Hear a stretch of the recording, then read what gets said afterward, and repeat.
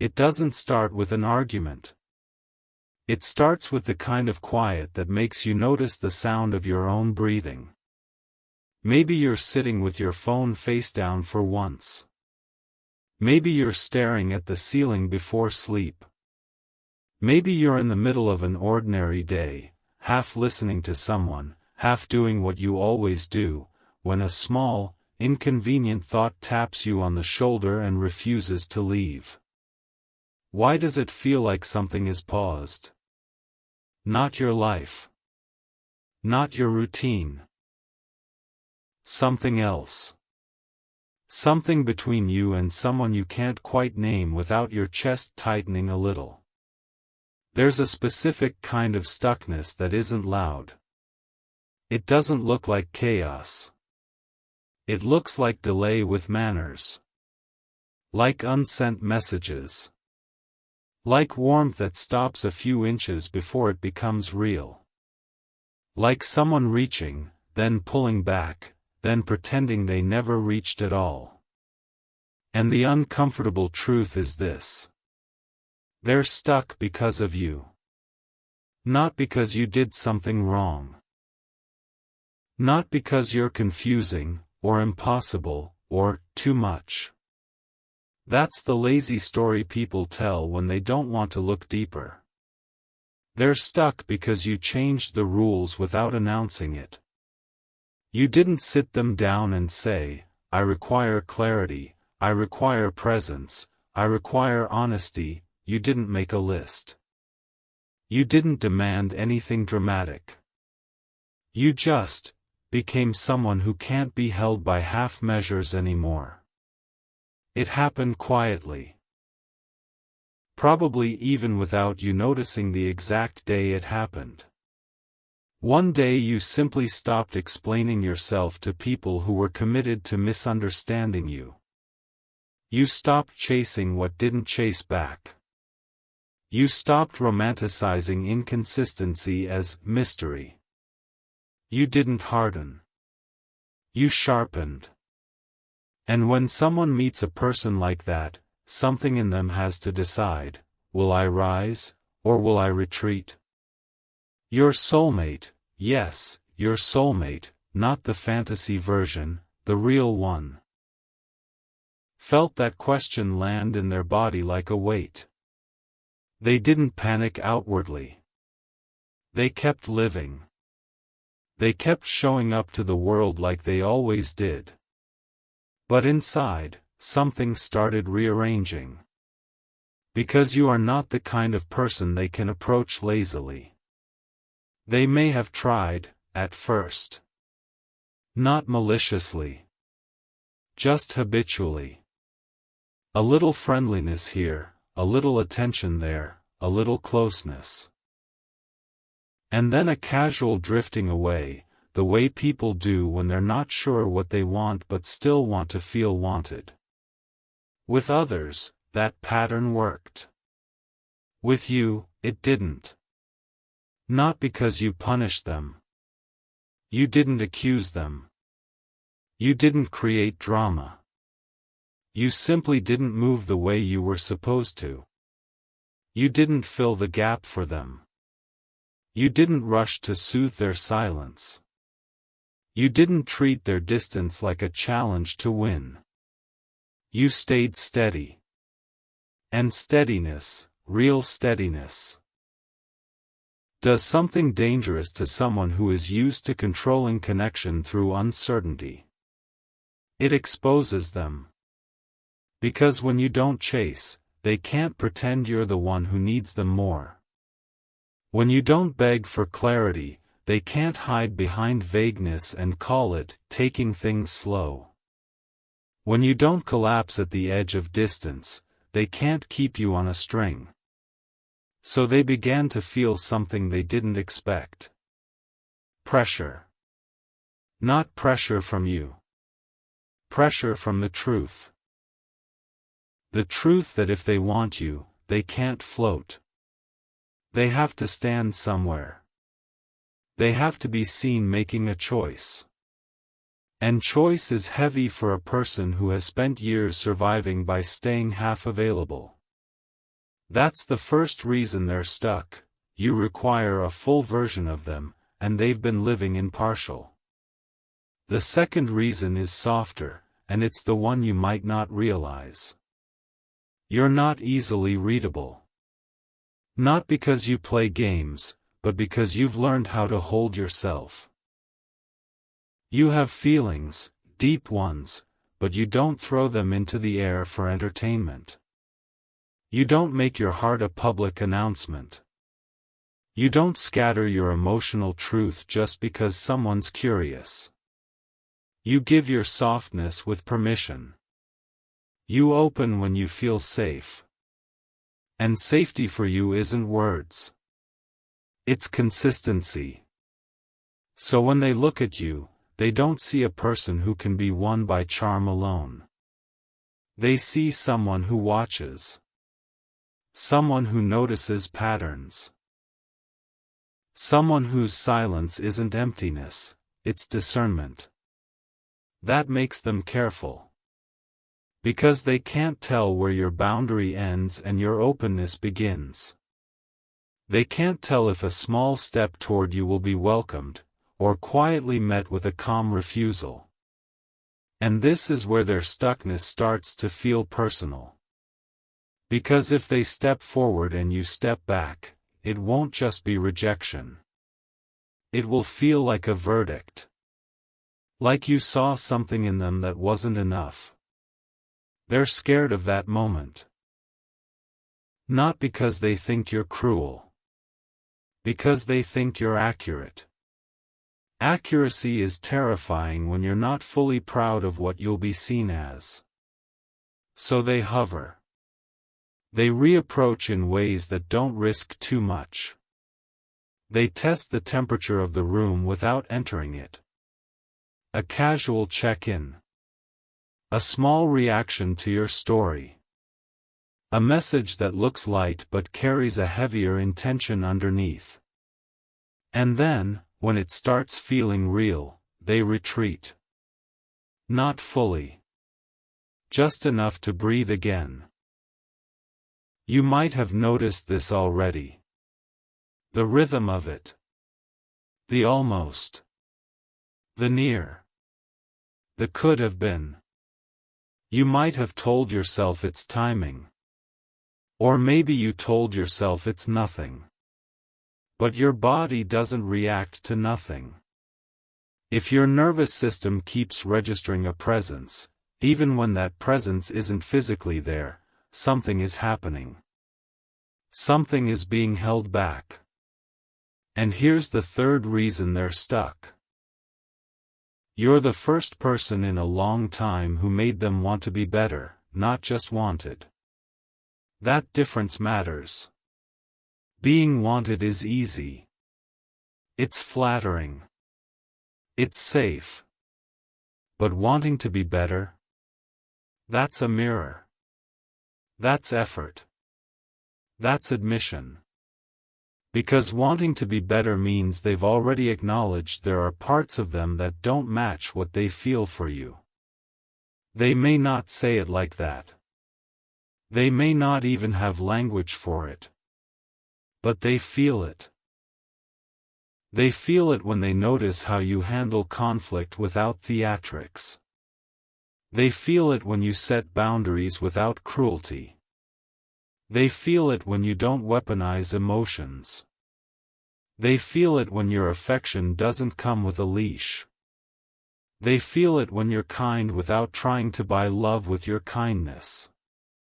You make love look clean. Not easy. Clean. And if someone's used to messy love, love that is tangled with insecurity, control, hot and cold behavior, clean love is intimidating. Clean love makes them wonder what they'll have to unlearn. So they stall. They tell themselves they're being cautious. But deep down, the stuckness isn't caution. It's an internal negotiation. Can I show up the way this person deserves? If I can't, is it safer to keep them close without committing? If I try and fail, will I lose them forever? Those questions create a kind of paralysis that looks like mixed signals, but inside it's a war between desire and self-protection. And you, without lifting a finger, are the battlefield. This is where people misunderstand you. They'll say, if they cared, they'd act. And that sounds logical. But emotions are not always logical, Tao. Especially when someone is dealing with an emotion that asks them to change. Sometimes the reason they don't act isn't lack of care. It's too much care, care mixed with fear. Because fear doesn't only come from the possibility of rejection. Fear also comes from the possibility of acceptance. Acceptance sounds like safety, but for someone who isn't ready, acceptance feels like responsibility. It feels like being held to a standard they're not sure they can sustain. They're scared you'll say yes. Because then they'll have to stay. Stay consistent. Stay honest. Stay present. Not for a week. Not for a month. In a real way. And if they've spent years escaping closeness, as soon as it becomes real, your yes would corner their old habits. So they keep you in the in-between. Not because they want to hurt you. Because the in-between is where their old identity can still breathe. But even there, something has started changing. Because you're not built to live in limbo forever. You might tolerate it for a while, especially if you see the potential, especially if your heart is gentle and your mind understands complexity. But there's a line inside you that doesn't move. A line that says, I can be patient, but I won't be reduced.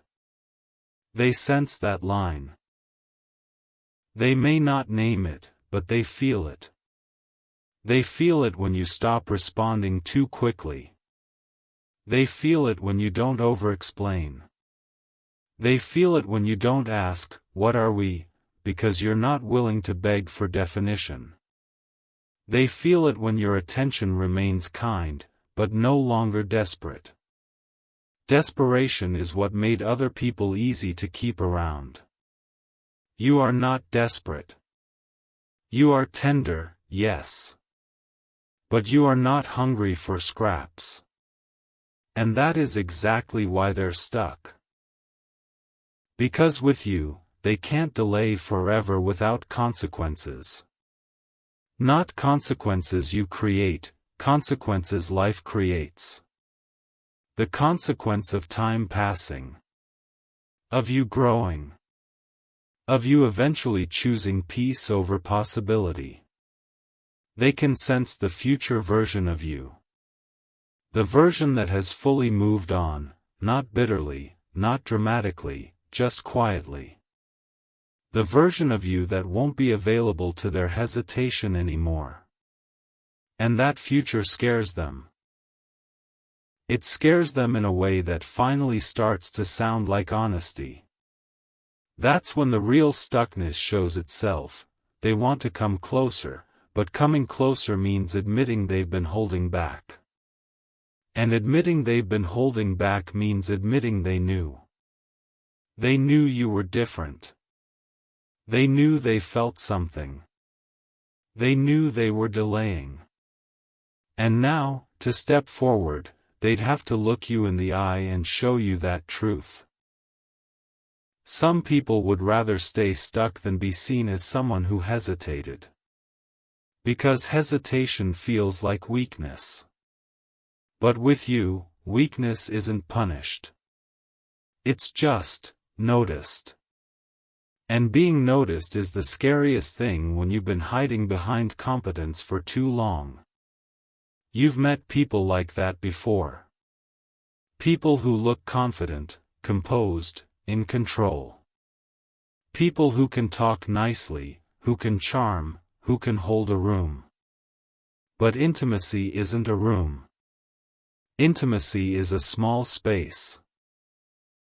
And in small spaces, performance doesn't work. So they're stuck outside the door, adjusting their posture, choosing the right words, waiting for the right moment, because they believe the right moment will protect them from being exposed. But the right moment doesn't protect anyone. It just reveals who was willing. Here's what you need to understand, and this is important. Your role is not to rescue them from their stuckness. If you soften yourself to make them comfortable, you'll end up carrying both of you. If you start offering reassurance for the parts of them they refuse to confront, you'll become the emotional manager instead of the partner. And you already know how that story ends. You end up exhausted. They end up staying the same. The love becomes unbalanced, and then your heart starts to feel like it's doing labor. That's not what this is meant to become. This stuckness isn't a punishment. It's a test of alignment. Not a test for you. For them. A test of whether their feelings are strong enough to become courage. Because love that matters doesn't stay a feeling forever. It becomes a decision.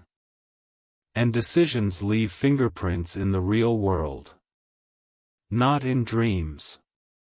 Not in potential. In action. Right now, their feelings are real. Their intention is forming. But their courage is still catching up. And that is why everything feels paused. Not because nothing is happening. Because something is happening internally, and it hasn't crossed into reality yet. You might feel frustrated by this. That frustration is valid. Not because you're impatient, but because you can feel the closeness that could exist if they stop negotiating with their fear. But frustration doesn't have to turn into chasing. It can turn into clarity. Clarity for you, first. A reminder, you are not the reason they're stuck because you're difficult. You are the reason they're stuck because you are real. And real demands a real response. Tonight, or sometime soon, there will be a moment, small, almost invisible, where their stuckness starts to crack. It won't be dramatic. It will be a quiet decision like, I can't keep doing this halfway. You may not hear them say it. But you'll feel the shift when it comes. Because the energy will change from hovering to approaching. From checking to choosing. From safe distance to honest proximity. And when that happens, you won't need to guess. Your body will recognize it the way it recognizes peace. Not excitement. Not chaos. Peace. Because peace is what arrives when someone finally stops being stuck, and starts being present. And that presence, when it's real, doesn't ask you to shrink. It asks you to stay exactly as you are. It doesn't arrive as a confession. It arrives as a shift in atmosphere. You might not even notice it at first. It shows up in the way a message lingers a second longer before being sent. In the way their tone carries something steadier, less guarded. In the way their pauses no longer feel like distance, but like gathering courage. Because when someone has been stuck for a long time, the first movement is never loud. It's internal. They've been sitting with something heavy since the moment you stopped fitting into their old patterns. At first, they told themselves it would pass. That the pull toward you was temporary. That you were just another person who would drift out of their life eventually. But you didn't. Not because you stayed close. Because you stayed true. You didn't chase them into clarity. You didn't force them into words. You didn't make them feel wrong for hesitating. You simply continued being you. And the more they watched you live your life, choosing peace, choosing growth, choosing yourself, the harder it became to treat you as a maybe. Because you didn't live like a maybe. You lived like someone whose presence mattered. That's when their internal world started changing. They began to notice how often they thought about you in moments that had nothing to do with romance. When something reminded them of your laugh. When they saw something you'd like. When a situation made them wonder what you'd say. Those weren't fantasies. They were signs of emotional integration. You had quietly become part of how they processed the world. And that terrified them. Because once someone becomes part of your emotional landscape, losing them feels like losing a piece of yourself. That's the weight they were carrying. They tried to rationalize it. They told themselves it was infatuation. Or timing. Or loneliness. Or curiosity. But none of those explanations stuck. Because what they felt wasn't restless. It was grounding. And grounding feelings don't fade easily. So they began questioning themselves instead of the feeling. Why does this person affect me like this? Why do I feel calmer when I think of them? Why does the idea of them moving on hurt more than I expected? These questions didn't have neat answers. They had implications. Implications about what they want, what they're ready for, and what they've been avoiding. And avoidance has been their comfort zone. Avoidance looks like staying busy. It looks like keeping options open. It looks like telling yourself you're not ready while never becoming ready. You changed that. You made not ready feel like a decision rather than a phase. And that's where the pressure deepened. Because now, not choosing you didn't feel neutral anymore. It felt like loss. But choosing you still felt like risk. So they stayed suspended between two fears. The fear of stepping forward. The fear of letting go. That's the kind of stuckness that exhausts the soul. You may have felt the echoes of that exhaustion without understanding where it came from. In the way they sometimes seem distant after moments of closeness. In the way they hesitated right when things felt most real. Those moments weren't about you saying or doing the wrong thing. They were about their nervous system reaching its limit. Closeness with you brought relief, but also exposure. It showed them how deeply they could feel if they allowed themselves to stay. And staying meant changing. Changing meant admitting they'd been living on autopilot emotionally. That admission is harder than people realize. It asks someone to rewrite their own story. So they resisted. Not consciously. Subconsciously. They delayed. They softened conversations.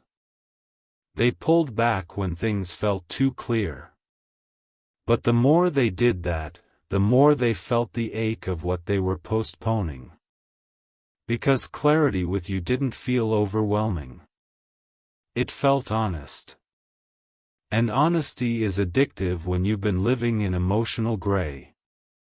Something important happened during this phase.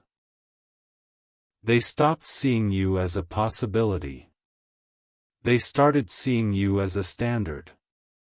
A standard for connection. A standard for presence. A standard for emotional integrity. And that shift changed how they viewed everyone else. Other connections started feeling thin. Conversations felt shallow. Chemistry felt loud but empty. Because you weren't just attractive to them. You were meaningful. Meaningful in a way that made everything else feel temporary. That's when their stuckness became urgent. Not in action yet, but in awareness. They realized that if they didn't choose you soon, they would eventually lose you, not to another person necessarily, but to your own evolution. Because you are not standing still. You're learning. You're growing. You're becoming more rooted in who you are. And people who hesitate eventually fall behind. They could feel that. They could feel time moving. That's why their energy toward you has been changing. Not consistently yet. But subtly. More presence. More honesty. More care. Even when they still retreat, the retreats don't feel as long or as cold as before. Because the part of them that wants you is getting stronger. Stronger than their fear. Stronger than their excuses. Stronger than their old identity. And here's the part that matters for you. You are not waiting for them to become brave. You are becoming clear. Clear about what you want. Clear about what you deserve. Clear about what you will no longer accept. That clarity is shaping the future whether they act or not. Because clarity attracts alignment. If they rise, they will rise to meet you. If they don't, life will bring someone who already stands where you are. Either way, you are not stuck. You are moving. They are the ones deciding whether to move with you. And soon, that decision will no longer be internal. It will show itself. In presence. In words. In action. You won't need to guess. Because when someone stops being stuck, they stop hovering. They choose. And choice has a sound. It sounds like certainty. It feels like peace. It looks like someone finally walking toward you instead of circling you. That moment is closer than you think. Not because of destiny. Because of truth. And truth, once seen, doesn't stay quiet forever. It doesn't arrive as a wave. It arrives as a quiet recalibration. You notice it when your day feels lighter without any obvious reason. When your chest doesn't tighten at the thought of them the way it used to. When their name crosses your mind and, instead of longing, there's a soft steadiness that settles in. Something has shifted. Not in them yet, at least not in a way you can see. But in you. For a long time, your emotional energy stayed angled toward what might happen. You held space for a version of the future that felt just close enough to touch but never quite solid enough to rest in. You didn't chase it, but you didn't release it either. You lived in a quiet waiting room where hope and restraint sat side by side. That waiting room has started to empty. Not because you stopped caring. But because you stopped postponing your own life for a possibility that hadn't chosen you yet. This realization didn't come from anger or exhaustion. It came from clarity. The kind that doesn't shout, but hums. The kind that grows so slowly you don't notice it until you realize you're no longer asking the same questions. You're not wondering what they feel anymore. You're wondering what you need. That's a powerful change. Before, your emotional focus leaned outward, toward their silences, their pauses, their half-steps. You tried to read between lines that were never fully written. You gave meaning to moments that were never claimed. Now, you're reading yourself. You're noticing how your body responds when something feels aligned, and when it doesn't. You're learning that calm isn't something you earn from someone else's reassurance. It's something you build inside yourself by choosing honesty over fantasy. That honesty has softened you, not hardened you. You haven't closed your heart. You've opened it wider, to yourself. And that's why this part of the story feels quieter than the rest. You're not waiting for a sign. You're becoming one. There's a particular moment, small, almost forgettable, when this shift becomes undeniable. Maybe you choose not to check your phone for a while. Maybe you smile at someone new without comparing them to anyone else. Maybe you feel genuinely present in your own life again. You don't announce it. You just feel it. And that feeling says, I'm not stuck anymore. You don't need a decision from them to move forward. You don't need closure to continue. You've learned that peace doesn't come from answers, it comes from alignment. Alignment between what you feel and what you accept. You're no longer accepting emotional crumbs wrapped in potential. You're no longer staying in spaces that ask you to minimize yourself. You're no longer romanticizing hesitation. You're choosing presence. This is the part they will feel before they see. Because energy doesn't disappear when it shifts, it changes direction. They will sense your absence from the waiting room. They will feel the quiet withdrawal of the emotional availability that once lingered without demand. They will notice the space where you used to hover. And it will unsettle them. Not because you're playing a game. Because you're finally playing your own life. This is where the story becomes honest in a new way. For them, the pressure intensifies, not because you're pushing, but because you're no longer holding the door open. You're not standing there hoping they'll walk through. You're walking back into yourself. That's when their stuckness faces a deadline. They may not know the date, but they will feel the approaching edge. The moment where hesitation turns into loss. The moment where potential becomes memory. They will start to feel you as something that can be missed. And missing you will clarify what wanting you never could. This isn't manipulation. It's reality. When you stop orbiting someone's indecision, they finally have to feel the weight of their own. But here's the most important truth of this phase. You are not doing this to provoke them. You are doing this to protect yourself. Protection doesn't mean closing off. It means choosing what nurtures you. You're learning to honor your time. Your energy.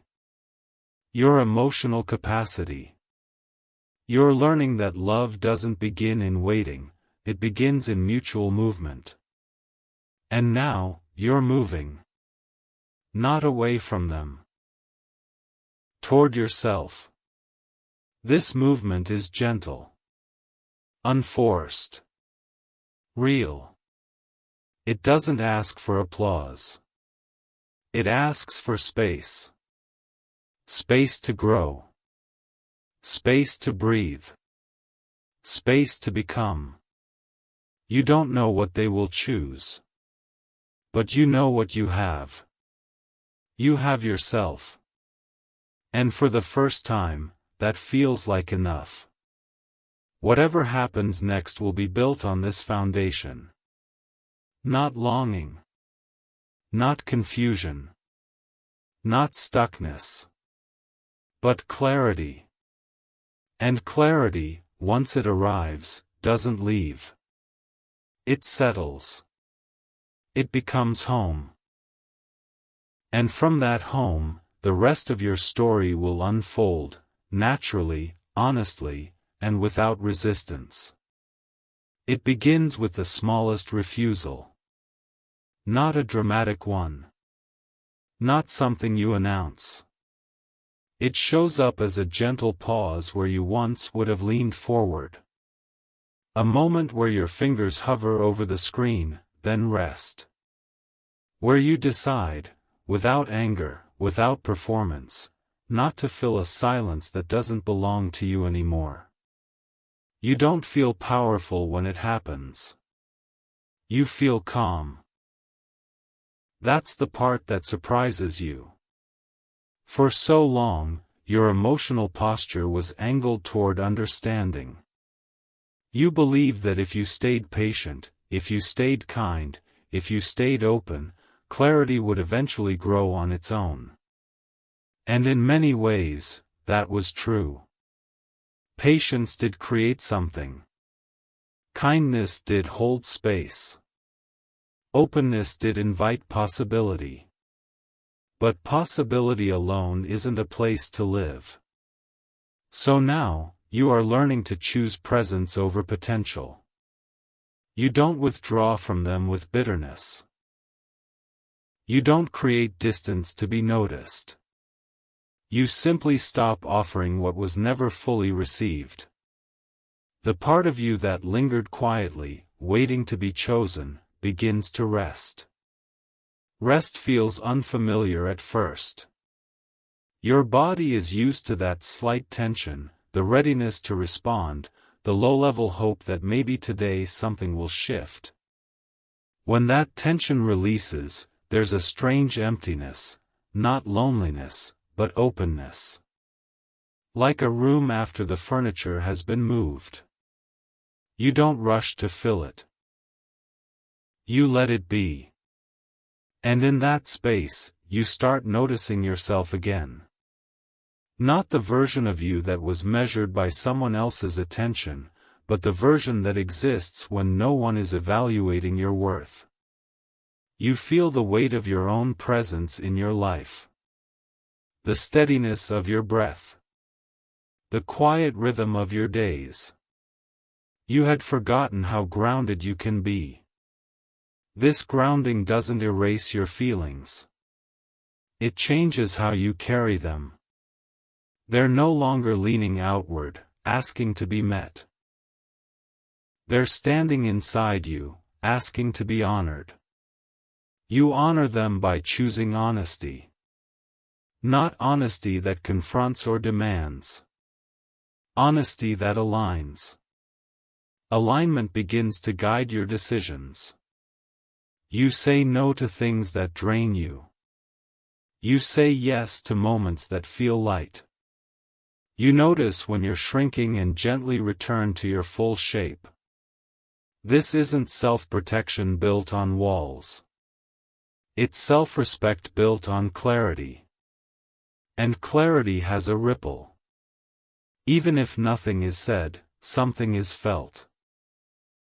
They sense it in the way your energy has shifted. Not colder. Not distant. Simply no longer available for uncertainty. The emotional doorway that once stayed ajar has quietly closed, not to keep them out, but to keep yourself in. They feel the difference. Not as rejection. As loss of access. Access to your warmth. Your presence. Your willingness to hold space for what never chose a direction. This realization unsettles them. Not because you disappeared. Because you're still there. But not in the same way. You are no longer waiting. You are no longer reaching. You are no longer arranging your emotional life around their hesitation. You've stepped back into yourself. And from where they stand, that looks like courage. For the first time, they begin to feel the full weight of their delay. The way they hovered, half in, half out. The way they relied on your quiet consistency without offering their own. They didn't think you would leave. Not physically. Not dramatically. They didn't realize you would move inward. That your shift would feel like a closing door, even without a sound. This is when their stuckness changes. Before, it was comfortable. A place where they could feel close to you without risking anything real. Now, it feels unstable. The emotional ground beneath them has changed. They can feel that something is ending, not the connection, but the version of it that allowed them to avoid choice. Choice has found them. Not through pressure. Through absence. Not your absence from their life, but the absence of the role you used to play. They begin to feel something new, urgency. Not the frantic kind. The honest kind. The kind that asks, what if I've already waited too long? This question doesn't bring immediate action. It brings reflection. They start noticing you in a new way. Not as someone who is always available, but as someone who is choosing themselves. Someone whose life feels full, even without them. That realization is sobering. Because now, the risk isn't rejection. The risk is irrelevance. They begin to see that if they want to be part of your life, they will have to step forward as they are, not as a possibility, not as a half version, not as a maybe. They will have to be present. And presence is what they've been avoiding. You don't know this is happening yet. You only know that you feel steadier. Less reactive. Less pulled. You wake up with a quiet sense of direction that doesn't depend on their mood or messages. Your world feels more yours. That ownership changes how you move. You're not proving anything. You're not waiting for permission to live. You're simply engaging with what feels real. This is where the story deepens. Not through drama. Through alignment. You are aligned with yourself. And alignment has a way of calling forth truth, whether someone is ready for it or not. What happens next won't come from longing. It will come from readiness. Yours. And theirs. When the moment arrives, it will not feel like a climax. It will feel like a return. To honesty. To presence. To something that finally stands on solid ground. And until then, you remain here. Rooted. Open. Unforced. Exactly where you need to be. The kettle clicks off, and for a second you just stand there, hands still on the counter, body angled toward the sink, like you've forgotten what came next. The steam keeps rising anyway. The day keeps moving anyway. But you don't. Not because you're stuck. Because you're noticing. There's a difference you've been learning to trust, the pause that comes from anxiety versus the pause that comes from clarity. Anxiety feels like a tightening. Clarity feels like space. And lately, your pauses have been spacious. Like your nervous system has finally stopped guarding every corner of your life for a sign that someone might return to it. You pour the water. The cup fills. The simple, ordinary act grounds you in the kind of present you used to skip over. You take one sip and realize something so quiet it almost feels rude to name it. You don't miss them the same way. You still remember. You still feel tenderness in the places that were once overworked by hope. But the ache has changed shape. It isn't asking anymore. It isn't bargaining. It isn't saying, maybe if I wait a little longer. It's simply, there. Like an old scar you touch sometimes, not to reopen it, but to remind yourself you healed. This shift has made you gentler with yourself in ways you didn't expect. Earlier, you were always measuring your own reactions. Wondering if you were too sensitive, too patient, too willing to see the best in someone who was still deciding whether to show up. You carried a quiet shame that no one gave you, but you gave yourself anyway. Why do I feel this deeply? Why am I still holding space? Now the shame has loosened. Not because you've proven anything to anyone, but because you've stopped treating your capacity to love like a weakness. Your depth isn't the problem. The problem was the place you were trying to pour it. You didn't know that at first. You thought love was supposed to feel like a low-level suspense. Like waiting for a door to open. Like living in, almost, and calling it romance because it made the longing feel poetic. But poetry doesn't nourish you. Consistency does. And this is the point you've reached, not dramatic, not bitter, just clean. You begin to understand that what you were calling patience was slowly turning into a habit of self-delay. Not your fault. It happens to people who can hold a lot.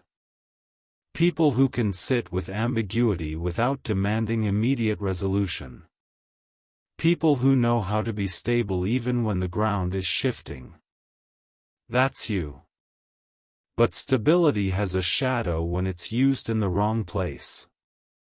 It can make you tolerate what doesn't deserve your calm. You aren't tolerating it anymore. You don't mark the day you changed. It's not something you announce. It just shows up in your choices. You respond when you want to, not when you feel you should. You let silence be silence. You stop arranging your mood around the possibility of their message. And because you stop arranging, your life begins to arrange itself around you. It's subtle, but it's undeniable. You laugh more easily. You sleep more cleanly.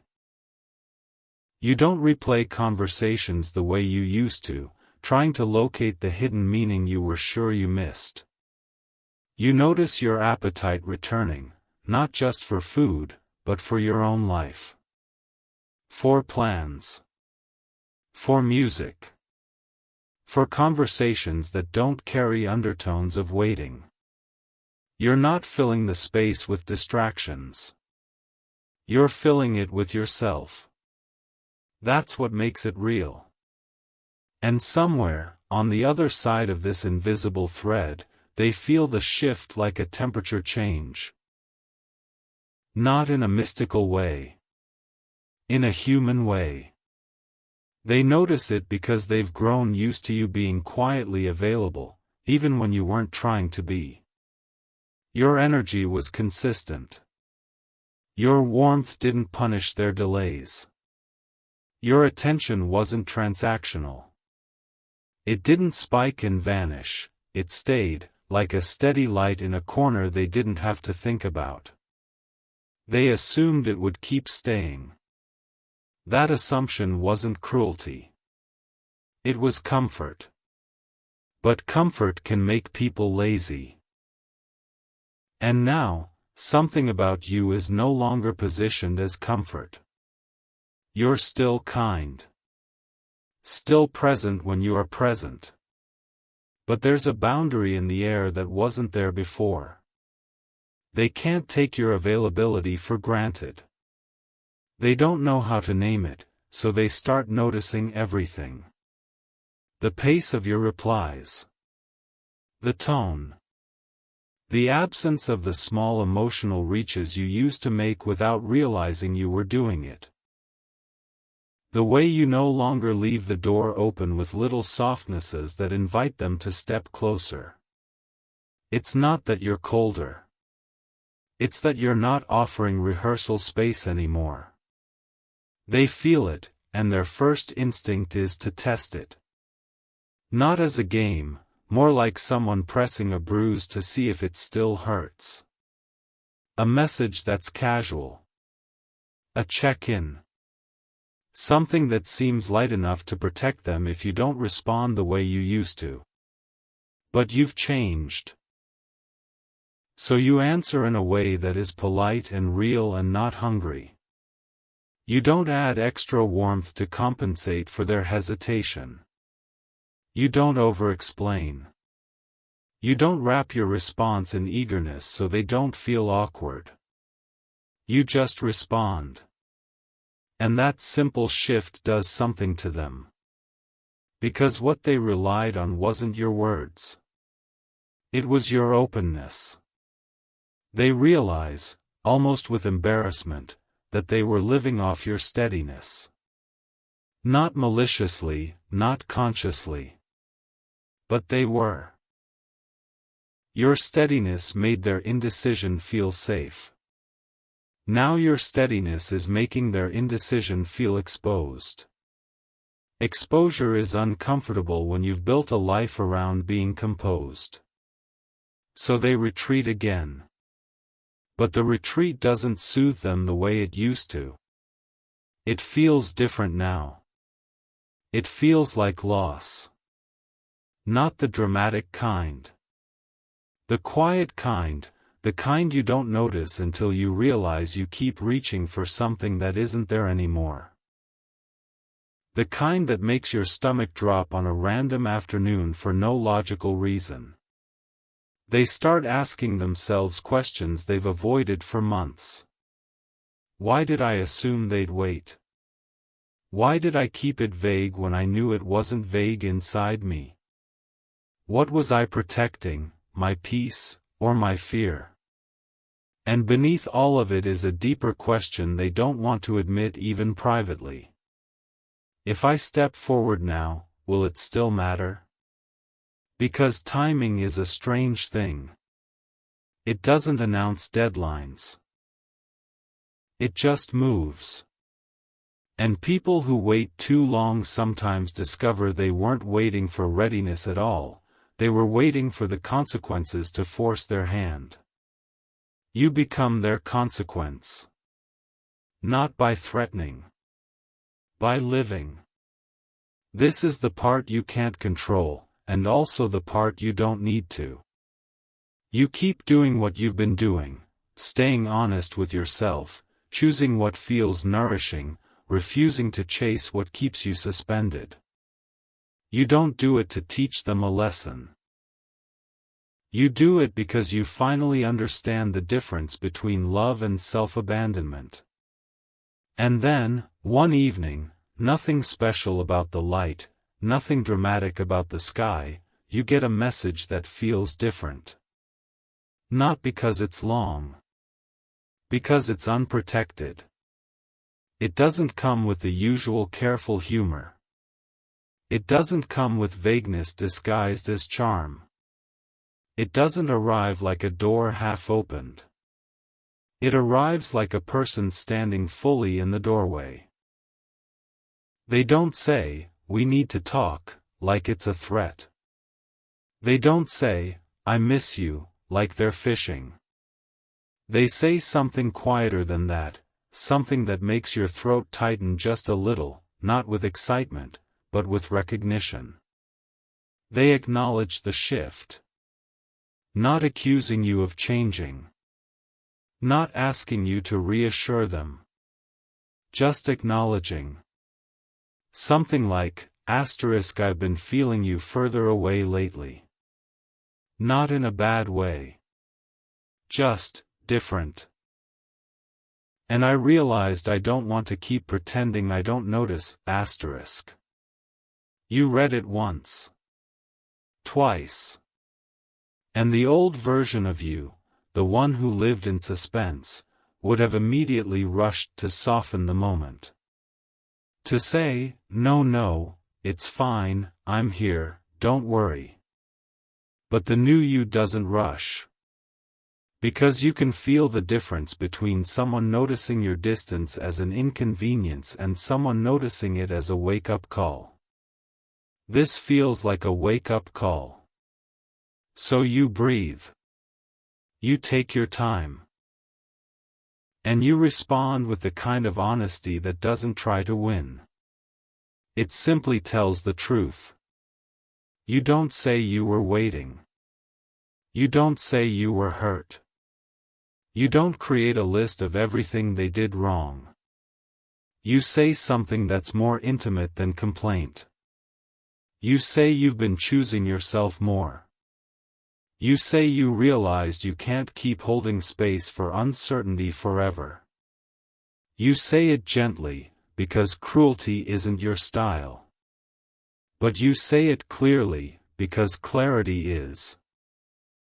Your fingers hover over send for a moment, not because you're scared, but because you can feel the weight of what honesty does.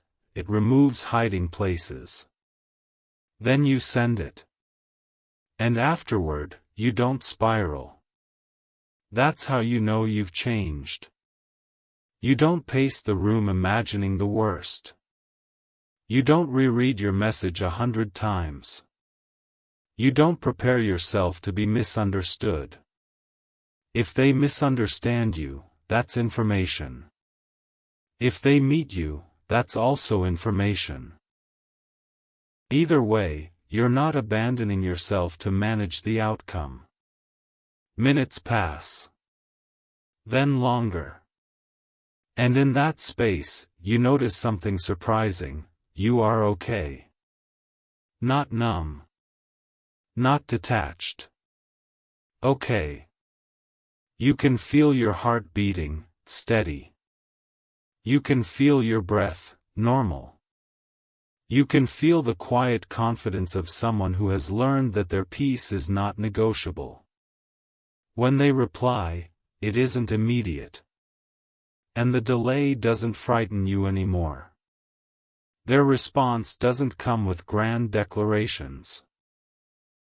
It comes with something that sounds like a person removing armor piece by piece. They admit they got comfortable. They admit they didn't realize how much your steadiness had been holding the connection in place. They admit they were afraid of stepping forward and failing you. And then, this is the part that lands, they don't ask you to wait again. They ask you what you need now. Not what you needed months ago. Now. That question is a line in the sand. Because it signals a shift from being stuck in their internal world to being present in yours. You don't answer it like a demand. You answer it like a person who respects themselves. You tell them you need consistency, not intensity. You tell them you need honesty that shows up in actions, not just words. You tell them you need to feel chosen in a way that doesn't require you to interpret breadcrumbs. You keep it simple. You keep it real. And as you write it, you're aware of something else too. You're not begging for these things. You're stating them. That difference matters. They don't promise perfection. They don't promise forever. They say they can try, then they specify what try looks like. What they can do differently, concretely. what they're willing to stop doing, how they plan to show up. It's not cinematic. It's human. And for the first time, the connection doesn't feel like a riddle. It feels like two people standing in the same room, looking at the same truth. You don't feel instantly healed. You don't feel swept off your feet. You feel something quieter. Respect. For yourself, for speaking. For them, for finally meeting you without hiding. The night ends without a climax.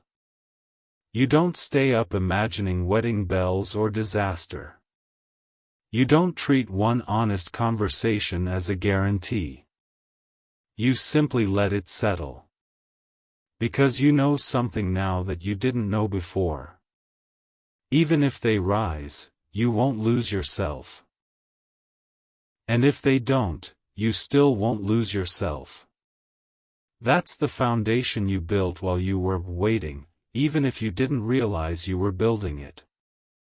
You go to sleep with your phone on the side, not clutched in your hand. Your room feels the same, but you feel different inside it. Not because someone finally said the right thing. Because you finally became the kind of person who doesn't need half love to feel alive. And whatever comes next, whether it grows, whether it clarifies, whether it ends, will be met from this place. A place that doesn't chase.